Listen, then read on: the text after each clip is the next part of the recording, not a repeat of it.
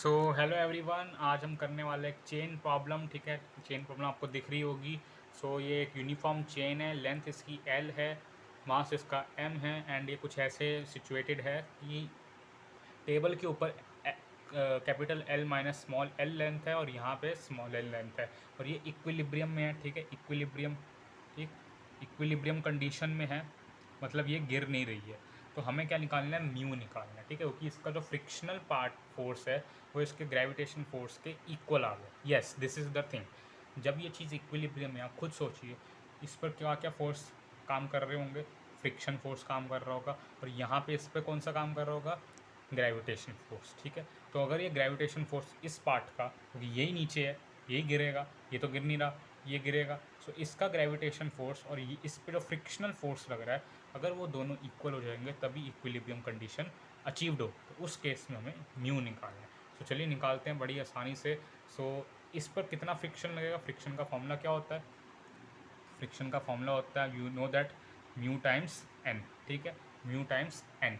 अब एन क्या है, नॉर्मल फोर्स। नॉर्मल फोर्स क्या होता है, सरफेस के परपेंडिकुलर, और उसकी वैल्यू क्या होती है, मास इनटू ग्रेविटेशन, मतलब mass into acceleration due to gravity. So this mass, यही जो है टेबल के ऊपर सिचुएटेड है। इस मास इंटू जी। अब ये इसका आप मास कैसे निकालेंगे, देखो। अब ये यहाँ से यूनिफॉर्म चेन है, यूनिफॉर्म चेन का मतलब कि कैपिटल मास एम और कैपिटल मास एल, ये क्या है, प्रोपोर्शनल है। मतलब एल एल लेंथ की चेन का मास कैपिटल एम है, तो यूनिट लेंथ की यूनिट लेंथ की चेन का मास कितना हो जाएगा, एम पॉन एल। ठीक है, M upon L, unit length की चेन का mass M upon L. So capital L minus L length की चेन का मास क्या हो जाएगा, M upon L into capital L minus small L. और ये स्मॉल एल का मास कितना हो जाएगा, स्मॉल एल का मास हो जाएगा capital L mine upon L times small L. तो ये दोनों के मासेस आ गए, एल माइनस एल का और ये एल का। ठीक है, दोनों के मासेस आ गए।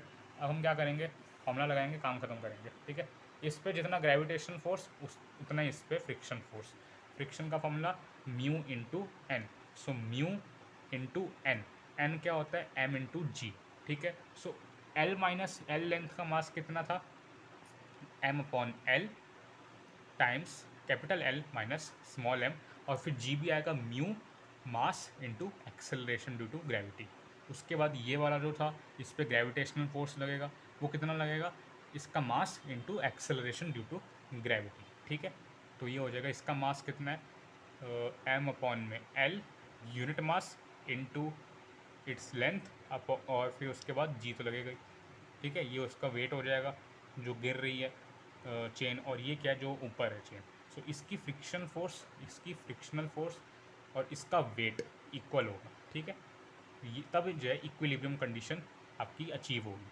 तो जी से ये जी कैंसिल, ठीक है, और ये एम अपॉन एल से ये एम अपॉन एल कैंसिल, रह क्या गया आपके पास, mu times L minus small L equal to small L. So mu की वैल्यू आपके पास क्या आ गई, L upon L minus L, and that is the answer. बहुत ही सिंपल क्वेश्चन था, बहुत ही आसान क्वेश्चन था, कुछ करना नहीं था इस क्वेश्चन में। बस आपको ये ध्यान रखना था कि इक्विलिब्रियम कंडीशन अचीव्ड होने के लिए क्या कंडीशन होनी चाहिए, कि इस लेंथ का जो वेट होगा और इस लेंथ पर जो फ्रिक्शनल फोर्स लग रही होगी वो इक्वल होगी। तो वही हमने करा, लेकिन उससे पहले हमें मास निकालने पड़ेंगे। मास के लिए ये चीज़ यूनिफॉर्म चेन है, सो यूनिट मास क्या आ गया, एम पॉन एल। ठीक है, सो यूनिट मास से हमने यूनिटरी मेथड लगा दिया, हर लेंथ का मास कैलकुलेट कर लिया हमने यहाँ पे। उसके बाद बस हमने friction force L minus L वाली चेन पर और स्मॉल एल चेन पर जो वेट था उसका, उसको इक्वेट कर दिया, कैंसिलिंग करी, तो हमारे पास म्यू आ गया small L upon capital L minus L. अब आप मुझे कमेंट सेक्शन में बताएंगे, अगर ये एल जो है यहाँ पे, ये जो एल है, ये इसका तीन, मतलब ये इसका वन थर्ड है, मान लो one third of capital L, मतलब एल की वैल्यू क्या है, स्मॉल एल की value one third upon capital L. उस केस में म्यू की न्यूमेरिकल वैल्यू क्या होगी। ठीक है, अब तो न्यूमेरिकल वैल्यू आ जाएगी। सो म्यू की न्यूमेरिकल वैल्यू क्या होगी वो आप मुझे कमेंट सेक्शन में बताएंगे, कि जब स्मॉल एल की, मतलब इतना जो ये लेंथ है, ये 1/3 हो जाए अगर L, thank you very much.